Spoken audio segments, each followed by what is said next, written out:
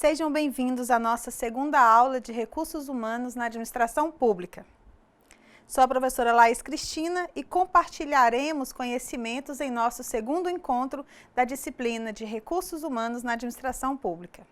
Reforçando o que foi dito na aula anterior, a disciplina foi dividida em 4 etapas e durante 4 semanas iremos reconhecer os conceitos básicos ligados à gestão de pessoas na administração pública. Estamos na segunda semana. Espero que a aula seja interessante para vocês e solicito a atenção de todos para os conteúdos que iremos ver hoje. Anotem todas as palavras-chave dos conceitos, à medida que os conteúdos avançarem. As dúvidas que surgirem poderão ser sanadas após cada aula ministrada. Como vocês já sabem, as dúvidas deverão ser registradas no Fórum Tira Dúvidas. A mensagem para vocês hoje é: nunca desistam de vocês mesmos. Invista no seu crescimento pessoal, profissional e espiritual. Permitam-se crescer, renovar e inovar. O impossível é a próxima etapa a ser vencida. Antes de começarmos a aula, quero saber qual foi a resposta da questão que deixei na última aula para vocês responderem. Acharam que eu iria esquecer, né? Não esqueci. Espero que vocês tenham respondido. Vamos para a próxima aula. Ingresso e movimentação no serviço público. Provimento, nomeação, posse e exercício. Readaptação, por aproveitamento, diminuição da capacidade física ou mental. Reversão, retorno à atividade, da aposentadoria por invalidez. Reintegração é a reinvestidura do servidor estável no cargo anteriormente ocupado ou resultante de transformação. Recondução, retorno do servidor estável ao cargo anteriormente ocupado. Inabilitação em estágio probatório. O ingresso no serviço público é um ato complexo, constituído do provimento, da nomeação, da posse e exercício. Provimento é o ato de autoridade pública competente, no âmbito de cada poder, visando o preenchimento de vagas da administração pública. São formas de provimento: a nomeação, a posse, a transferência, a readaptação, a reintegração e a recondução. Vamos falar sobre cada uma delas. Nomeação é o ato administrativo condicionado para cargos de provimento efetivo.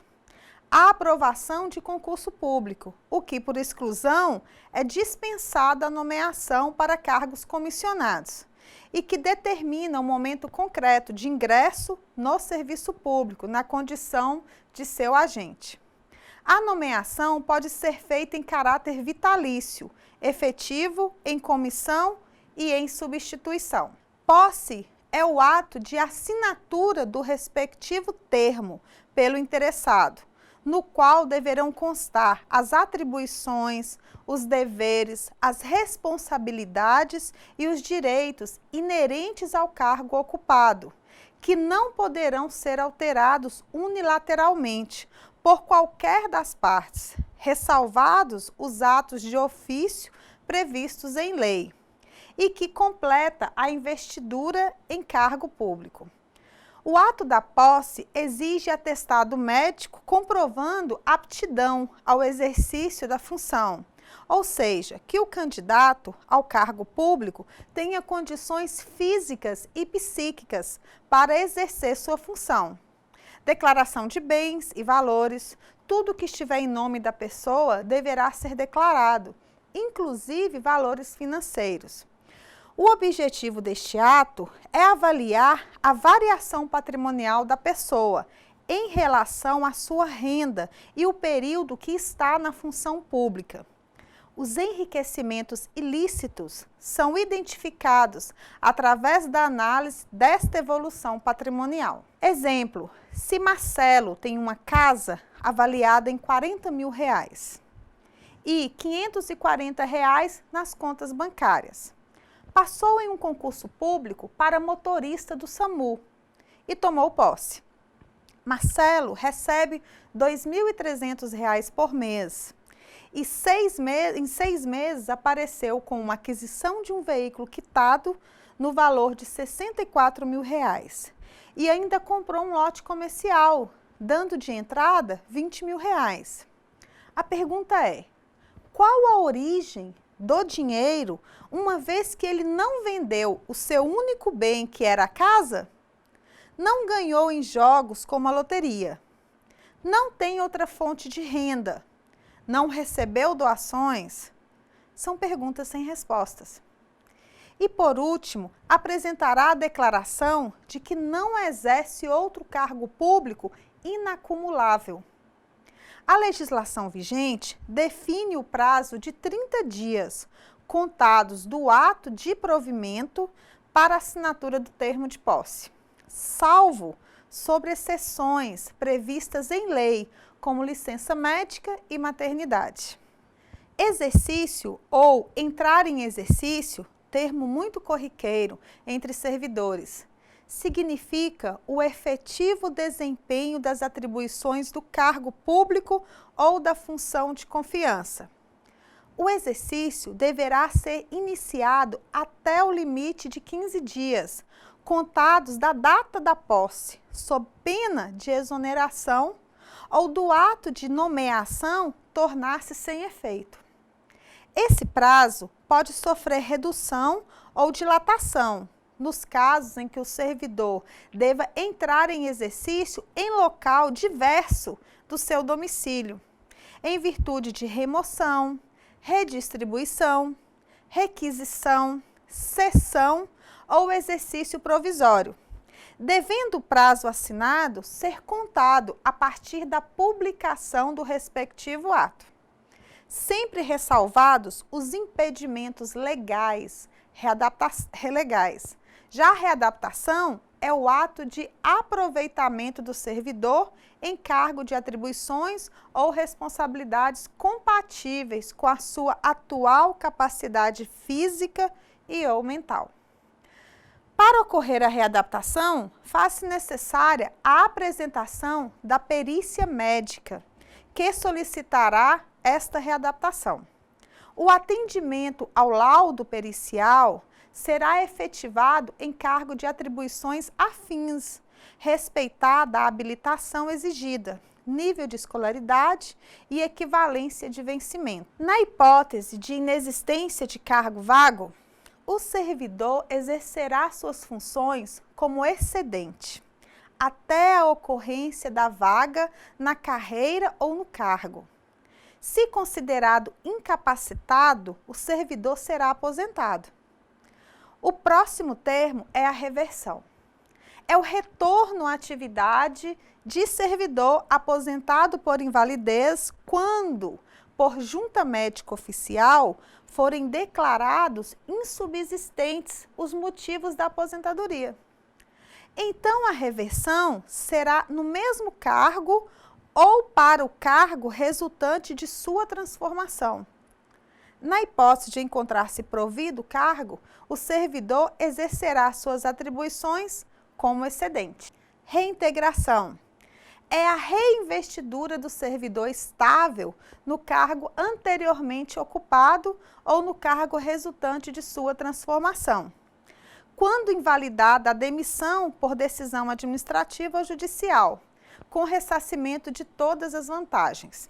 Se o cargo for extinto, o servidor ficará em disponibilidade. Se encontra-se provido, ocupado, o seu eventual ocupante será reconduzido ou retornará ao cargo de origem, sem direito à indenização ou aproveitado em outro cargo, ou ainda posto em disponibilidade. Muitas vezes ocorre de um servidor fazer concurso para outro cargo, então ele assume um novo cargo, por algum motivo ele não consegue ser aprovado no estágio probatório, então, como não houve um pedido de exoneração, ele retorna à sua função anteriormente assumida. E pode acontecer de outro servidor estar ocupando o cargo. Neste caso, o segundo servidor retornará ao cargo ou localização anterior e o primeiro servidor volta para o seu cargo antigo. Exemplo: Maria é professora de matemática. Então Maria faz um concurso para ser professora de física na mesma escola que trabalha. Ela quer mudar de cargo. Ela passa no concurso e toma posse. Joana fica sabendo da vaga na escola e pede remoção, pois é perto da casa dela. Então Joana é removida. A administração não pode ficar sem professor. Como Maria pediu licença e Joana foi para o lugar de Maria, tiveram que contratar outra professora de matemática para ocupar o cargo no lugar de Joana. Então Silvia foi contratada para atender a uma necessidade excepcional. Após 8 meses, Maria pediu de volta seu lugar. Ela havia pedido licença do cargo e não se adaptou durante o estágio probatório. Maria, então, é reconduzida para o local de trabalho anteriormente ocupado. Joana perde a remoção e volta para a escola, onde tomou posse, após a aprovação em concurso público.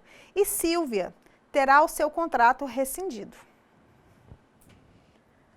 Contratação por tempo determinado. Artigo 37 da Constituição da República Federativa do Brasil. Inciso 9. A lei estabelecerá os casos de contratação por tempo determinado para atender a necessidade temporária de excepcional interesse público. Competência legislativa, necessidade temporária, excepcional interesse público e teste seletivo. Vamos falar sobre contratação por tempo determinado. Artigo 37 da Constituição Federal, inciso 9. A lei estabelecerá os casos de contratação por tempo determinado para atender à necessidade temporária de excepcional interesse público. Como já estudamos, a administração pública tem seus atos baseados em lei, seguindo o princípio da legalidade. As contratações seguirão também exatamente o que estiver estabelecido em lei. Por isso, é fundamental que o gestor de recursos humanos conheça toda a legislação direcionada a servidores no âmbito do seu trabalho, bem como a legislação previdenciária. Sobre competência legislativa, faz-se necessária lei especificando os casos em que também a contratação por tempo determinado será admissível. Normalmente para atender a uma necessidade temporária, como substituir férias e pequenos períodos de licença de servidores. A contratação deverá atender a um excepcional interesse público, ou seja, uma necessidade da administração. Necessidade temporária. Deve atender ao tempo estritamente necessário. Uma vez suprida a necessidade, o contrato deverá ser rescindido e mantida a normalidade do serviço. Pode ocorrer, por exemplo, a contratação de mais 10 pessoas para combater o mosquito da dengue. Isso diante de uma necessidade excepcional do município, diante, por exemplo, de uma epidemia. Terminados os trabalhos, os novos 10 servidores serão rescindidos os contratos e os trabalhos da equipe de servidores efetivos que já existe no local voltará à normalidade. Excepcional interesse público. Refere-se a fato ou acontecimento incomum. Como exemplo, temos as epidemias e os desastres naturais, que são acontecimentos fora do usual, na verdade, o inesperado. Existem posições diferentes de pessoas que interpretam a lei. Uns defendem que somente é possível essas contratações para fazer frente a serviços de caráter temporário. Outros defendem que é cabível em qualquer circunstância especial para suprir serviços de caráter permanente, como a exoneração simultânea de vários servidores que exercem atribuições indispensáveis. A regra geral recomenda nas hipóteses de potencial dano à população. Teste seletivo. É exigido nas contratações que visa atender às necessidades temporárias dos serviços públicos. Isso porque, em circunstâncias emergenciais ou calamitosas, seria mesmo um contrassenso dar atendimento a um procedimento demorado que injustifica a urgência. Estabilidade e efetividade. Artigo 41 da Constituição da República Federativa do Brasil. São estáveis após 3 anos de efetivo exercício os servidores nomeados para o cargo de provimento efetivo em virtude de concurso público, após a superação do estágio probatório. Vamos falar sobre estabilidade e efetividade conforme o artigo 41 da Constituição Federal. São estáveis após 3 anos de efetivo exercício os servidores nomeados para o cargo de provimento efetivo, em virtude de concurso público, e após a superação do estágio probatório. Estabilidade é o direito de permanência no serviço público, não permitindo, a partir de sua aquisição, que o servidor seja demitido sem expressa causa legal. O direito de permanência vincula-se ao cargo. O servidor se torna permanente naquele cargo específico. É proibida a demissão imotivada. Lembre-se que demissão e exoneração pode confundir-se por serem formas de desligamento do servidor. A demissão tem um caráter punitivo, aplicada ao servidor que cometeu falta grave. Já a exoneração é o desligamento do servidor sem motivo determinante, senão a expressa vontade do servidor. Adquire-se a estabilidade após o estágio probatório, que é o período de avaliação para o exercício do cargo. Avaliação que se faz desde a sua nomeação, durante o prazo de 2 anos, conforme disposição constitucional. A estabilidade não se confunde com a efetividade. A estabilidade diz respeito à impossibilidade de se dispensar o servidor público, sem qualquer motivo que determine essa dispensa.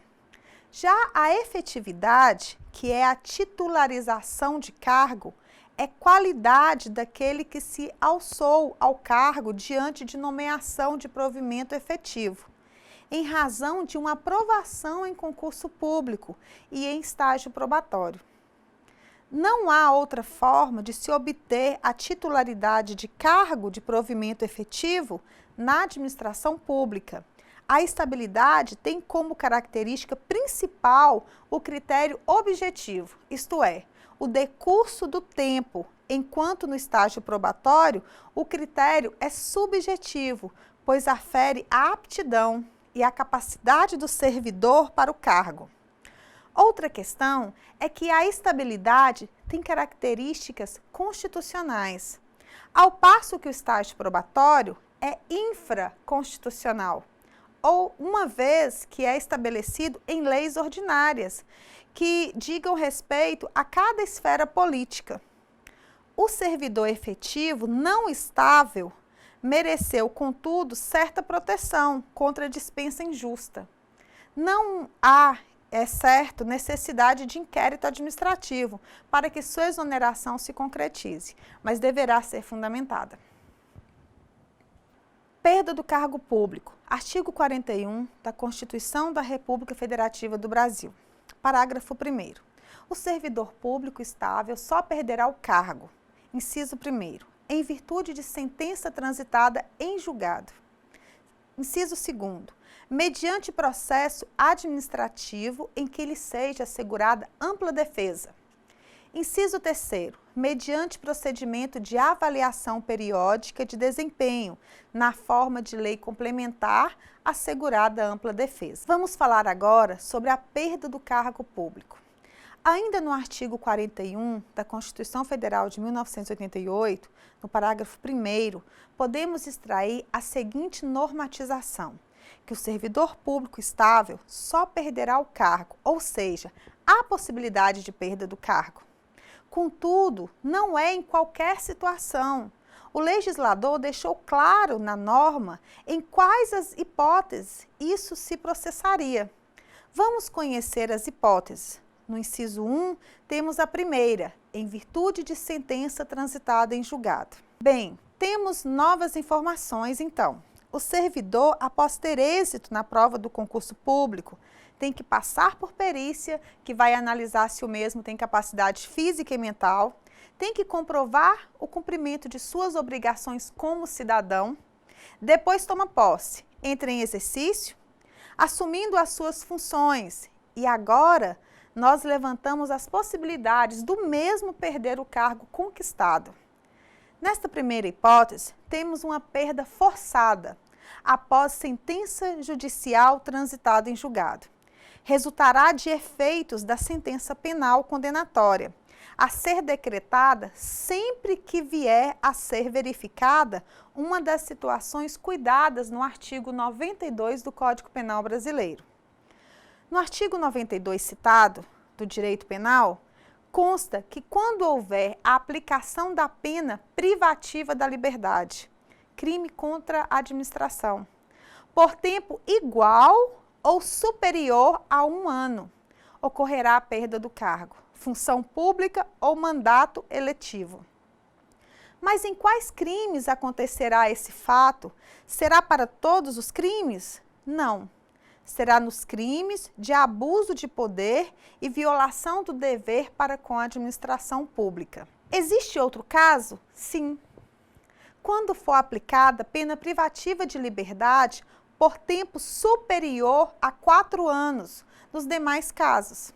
E ainda tem uma segunda situação, que alude à norma a processo administrativo, tornando claro que, nesse caso, a demissão será aplicada ao servidor em decorrência de haver ele cometido irregularidades, que, previstas no respectivo estatuto, ensejarão a sua exclusão dos quadros da administração pública.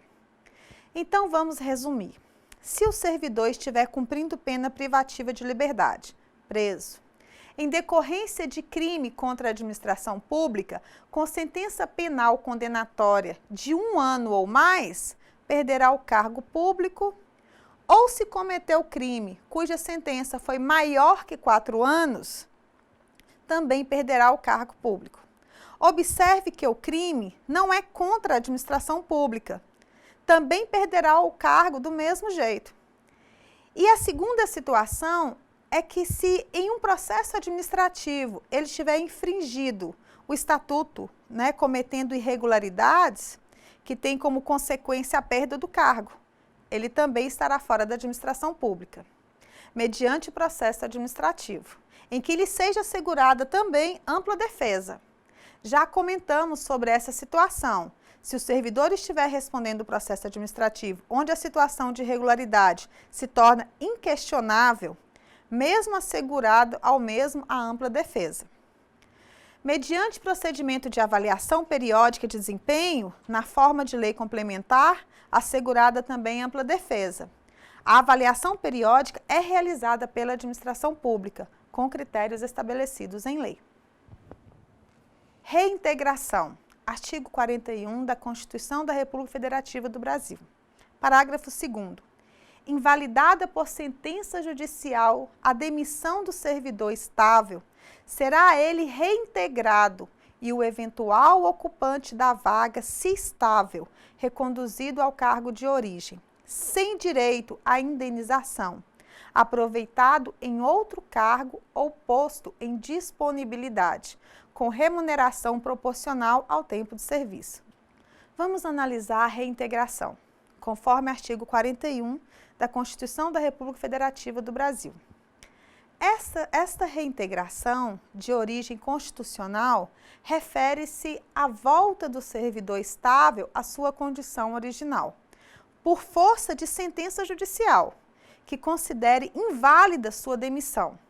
A redação do parágrafo 2º do artigo em análise dá de pronto a solução, quando no momento da reintegração encontra-se o cargo já provido por servidor diverso. Este será reconduzido ao cargo que ocupava anteriormente e não terá direito à indenização por esta recondução. Não sendo possível a sua volta ao cargo anterior, será aproveitado em outro cargo ou colocado em disponibilidade. A alteração promovida neste caso é que a remuneração é proporcional ao tempo de serviço, o que contraria a situação anterior, que permitia remuneração integral. Não sendo estável, pode ocorrer a sua exoneração, caso não tenha possibilidade de aproveitamento, uma vez que a disponibilidade ela só é admitida em relação ao servidor estável no serviço público. De qualquer forma, o que se garante é a volta do servidor demitido à situação que desfrutava antes deste ato invalidado pelo Poder Judiciário. Leandro consegue o direito de ser reintegrado no cargo de médico que ocupava, como exemplo. Marília, que é outra médica da administração, tomou posse no concurso e está ocupando o cargo que antes era do servidor Leandro. Leandro retornará ao cargo por força da lei e Marília ficará em disponibilidade, caso já tenha cumprido o estágio probatório. Ao contrário, será exonerada. Disponibilidade do servidor público. Artigo 41 da Constituição da República Federativa do Brasil, parágrafo 3º. Extinto o cargo ou declarada a sua desnecessidade, o servidor estável ficará em disponibilidade, com remuneração proporcional ao tempo de serviço até o seu adequado aproveitamento em outro cargo. A disponibilidade é uma situação que só atinge o servidor estabilizado, não protege o servidor em estágio probatório. Este, em caso de extinção do cargo, será exonerado. O servidor estável em disponibilidade fica transitoriamente, precariamente dispensado de suas funções, aguardando o momento em que a administração possa realmente aproveitá-lo em outro cargo. E sua remuneração será integral, conforme manifestação do STF. O aproveitamento do servidor disponível é obrigatório, devendo acontecer no menor espaço de tempo possível, sob pena de se tornar antieconômica a sua manutenção, devendo a lei prevenir a responsabilidade da autoridade causadora da demora, bem como criar mecanismos que impeçam o mau uso da hipótese constitucional, como, por exemplo, coloca-se em disponibilidade um servidor para chamar aprovado em concurso público que não logrou classificação suficiente em relação ao número de vagas ofertadas. Avaliação especial de desempenho, artigo 41 da Constituição da República Federativa do Brasil, parágrafo 4º. Como condição para aquisição da estabilidade, é obrigatória a avaliação especial de desempenho por comissão instituída para esta finalidade. Objetivo: conferir estabilidade com base na aptidão e capacidade demonstrada em estágio probatório. Na avaliação especial de desempenho, iremos novamente analisar o artigo 41, parágrafo 4º. Como condição para aquisição da estabilidade, é obrigatória a avaliação especial de desempenho por comissão instituída para essa finalidade. Observem que a avaliação de desempenho do servidor será realizada por uma comissão instituída para esta finalidade. O objetivo principal da avaliação é acompanhar e avaliar o desempenho dos servidores, para conferir-lhes estabilidade, com base na aptidão e capacidade demonstrada para realizar seu trabalho durante o período do estágio probatório. É importante ressaltar que serão avaliados todos os servidores que entrarem em exercício de cargo, mesmo os que antes já eram integrantes de cargos públicos diversos, mesmo já sendo estáveis em outros cargos ao qual retornarão, se reprovados na avaliação.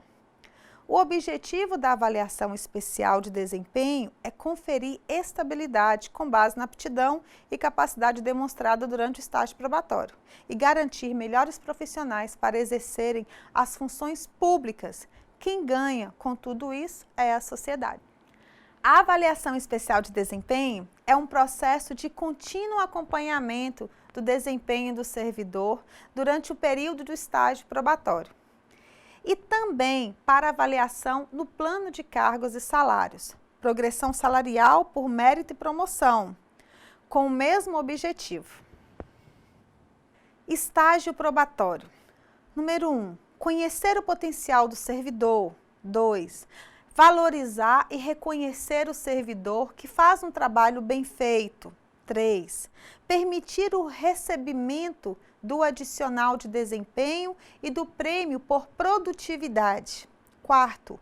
Possibilitar a cooperação entre servidores e chefias. E 5. Identificar os servidores que não estão adaptados em determinada área. Primeiro, conhecer o potencial do servidor. Através de critérios para verificar a aptidão do servidor, poderão ser avaliadas as habilidades técnicas através de pelo menos uma pessoa especialista na área, integrante da equipe de avaliação, chamada de comissão de avaliação. Não é uma tarefa fácil, mas é necessária. Nas empresas privadas também existe este cuidado de avaliar o potencial dos empregados durante o período de experiência. Todo o cuidado é no intuito de colocar as pessoas certas no lugar certo e, desta forma, oferecer um melhor atendimento para a população. Dependendo do cargo público, se não for verificado este potencial de trabalho, poderemos ter uma situação de risco para todos que utilizam dos serviços. Imagine um motorista de transporte escolar com habilitação da categoria D, mas que não domina essa habilidade. Quantas pessoas nós conhecemos que têm habilitação, mas não sabe dominar o veículo? Este motorista estará colocando em risco várias vidas. Por isso, deverá ser acompanhado durante o estágio probatório para avaliarmos se este tem condições de dar continuidade às suas funções ou não. Valorizar e reconhecer o servidor, que faz um trabalho bem feito. Ao acompanharmos os trabalhos como administradores de recursos humanos na administração pública, teremos ferramentas para avaliar o desempenho dos servidores durante toda a sua construção da carreira no serviço público. Normalmente, cada servidor tem uma pasta de acompanhamento onde constam as avaliações contínuas que são realizadas. Nesta pasta, tem cópias de todos os atestados, certificados dos cursos que o servidor participou, para melhorar a sua capacitação profissional. Avaliações de desempenho do trabalho, entrevistas que buscam medir o grau de relação interpessoal. E é importante também, diante das avaliações, dar feedback, ou seja, retorno sobre o que ele melhorou como servidor e aquilo que precisa ser melhorado também. Também é preciso estimular as pessoas a buscarem uma melhor capacitação e serem cada dia mais profissionais. E profissionais dedicados, conscientes do seu papel para com a sociedade e atuantes nas áreas em que estiverem inseridos. Devemos estimular o crescer das motivações intrínsecas, que são próprias da pessoa, consideradas internas, e extrínsecas, que estão relacionadas ao ambiente de trabalho, melhor remuneração e reconhecimento profissional. Terceiro, permitir o recebimento do adicional de desempenho e do prêmio por produtividade. Considerando as motivações extrínsecas, o plano de cargos e salários ajuda muito no estímulo dos servidores por melhores desempenhos. Sabemos que melhores salários não são únicos estímulos motivacionais para que os servidores direcionem seus esforços para um melhor atendimento ou uma melhor postura profissional. O administrador de recursos humanos deve elaborar, caso não exista, o plano de cargos e salários dos servidores efetivos.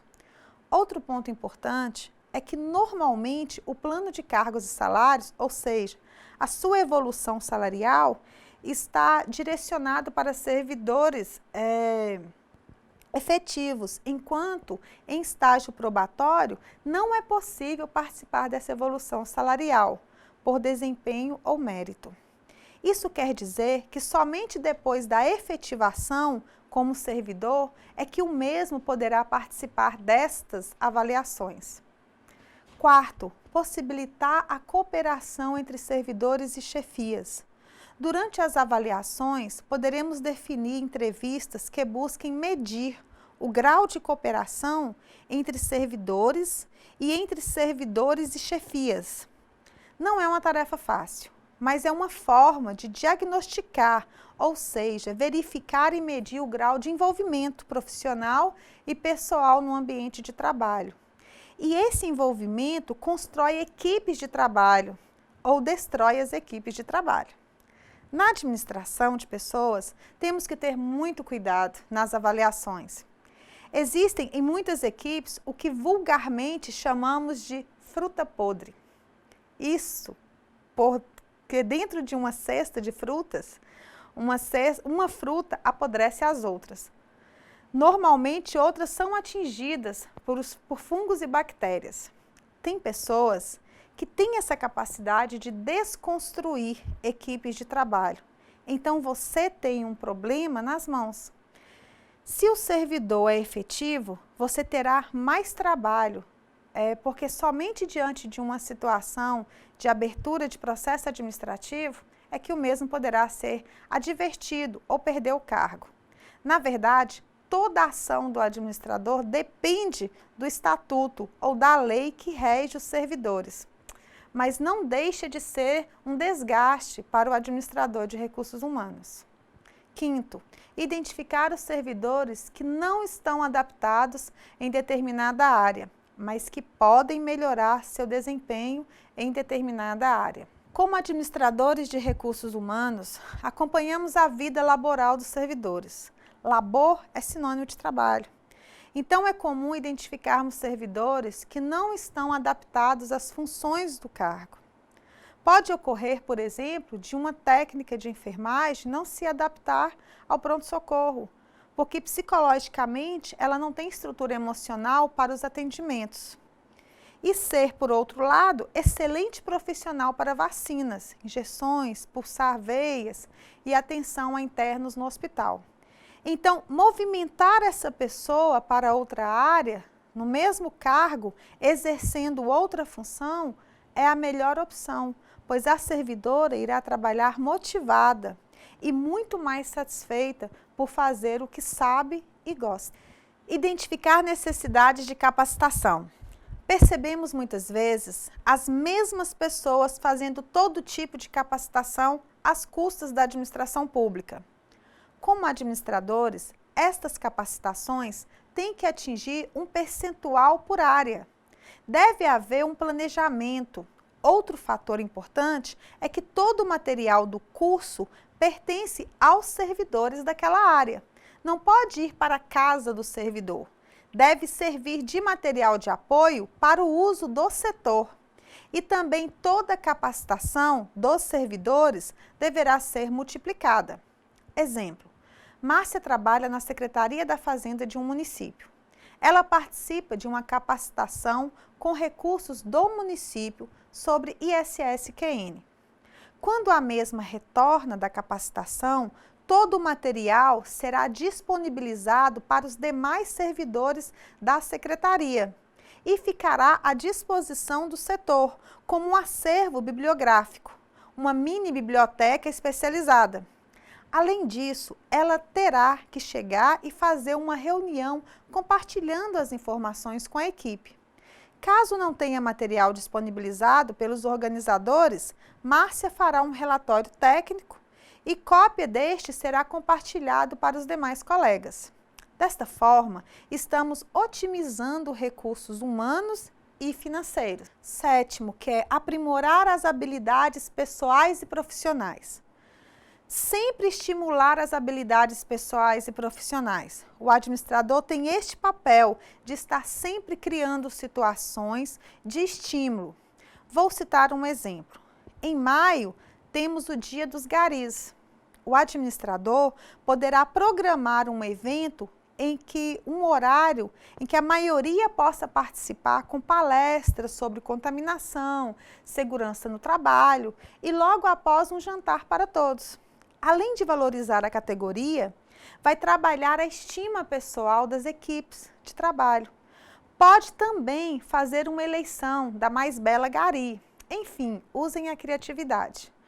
Vocês podem perceber que algumas categorias já fazem isto, como professores.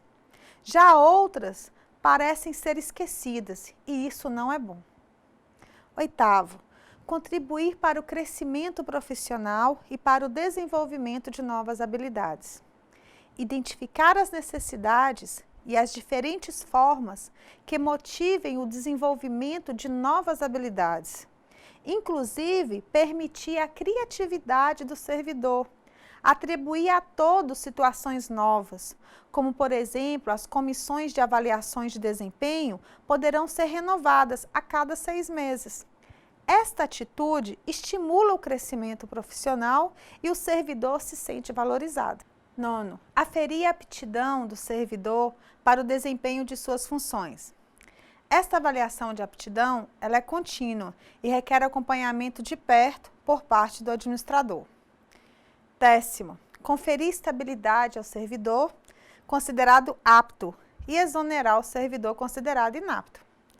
Este pode ser um dos trabalhos mais complexos para o administrador, pois requer dele muito cuidado para reunir todas as informações, ser extremamente impessoal e dar suporte e apoiar as comissões de avaliação do estágio probatório, pois será conferido ao servidor ou servidora a estabilidade no serviço público. E caso este não esteja atendendo às necessidades da administração pública, será exonerado por inaptidão. Devo lembrá-los que todo ato deverá ser fundamentado, ou seja, todas as avaliações deverão ser levadas em consideração e deverá ser elaborado um termo final de avaliação ou outro documento que fundamente os motivos que levaram à conclusão de inaptidão para os serviços públicos. Bem, pessoal, chegamos ao final da nossa segunda aula e quero verificar se vocês realmente entenderam os conceitos trabalhados hoje. Vou mostrar os títulos dos conteúdos vistos hoje, para direcionar os estudos para as avaliações que virão.